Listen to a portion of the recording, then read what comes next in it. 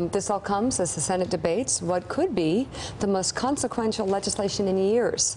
Joining us now from Capitol Hill, Republican Senator Bill Cassidy of Louisiana.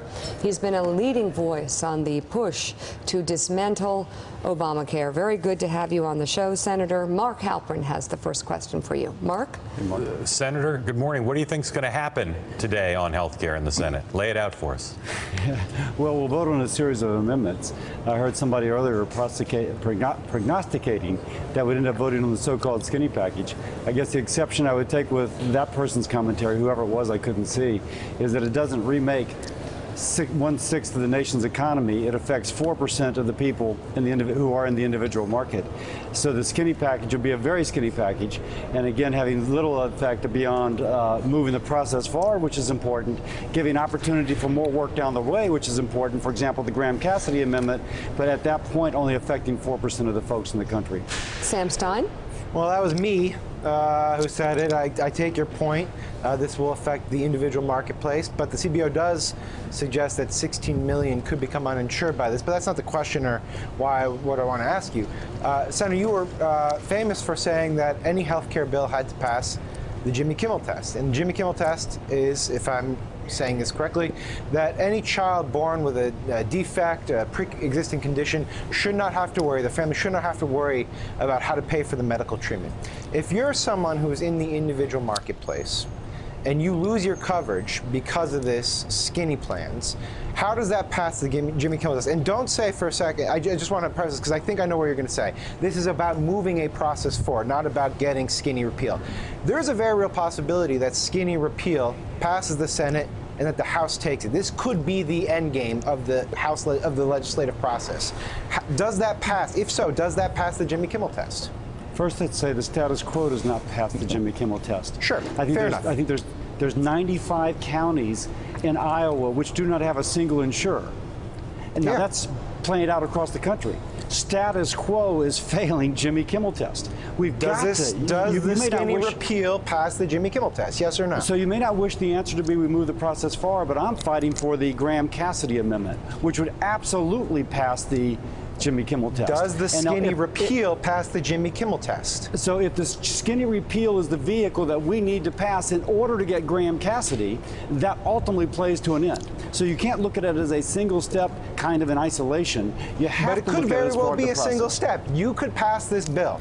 It could go to the House, and the House could say, okay, we'll take what the Senate passes, and there will be no more negotiations. If at that point that's the case, does it pass the Jimmy Kimmel test? It would pass the Jimmy Kimmel test in the sense that those who wish to purchase insurance can still purchase insurance because it does away with the individual mandate.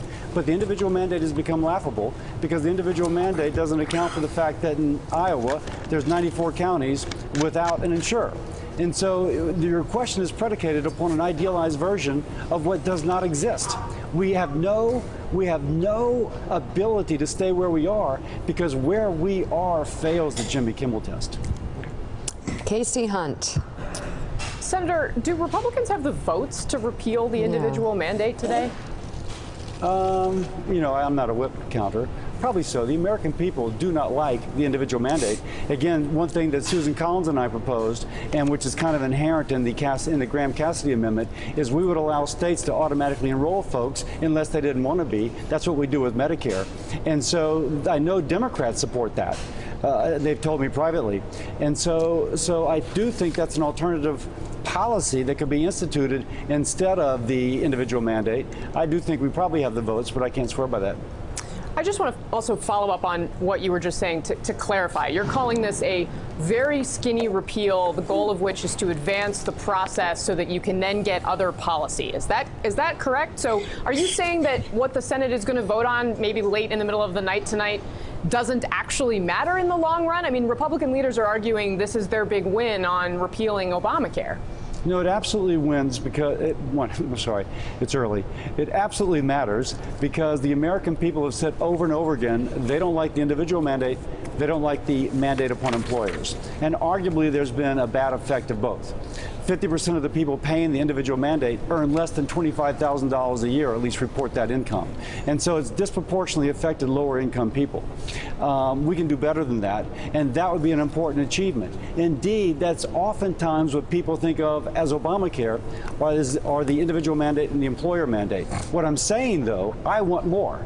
I want to add on to that the Graham-Cassidy Amendment, which returns power to patients, power to states, allows a more robust response so that Iowa doesn't have 95 counties without a single insurer. All right, Senator Bill Cassidy, thank you so much for being on the show today. Thank you. And Thanks for checking out MSNBC on YouTube, and make sure you subscribe to stay up to date on the day's biggest stories. And you can click on any of the videos around us to watch more from Morning Joe and MSNBC. Thanks so much for watching.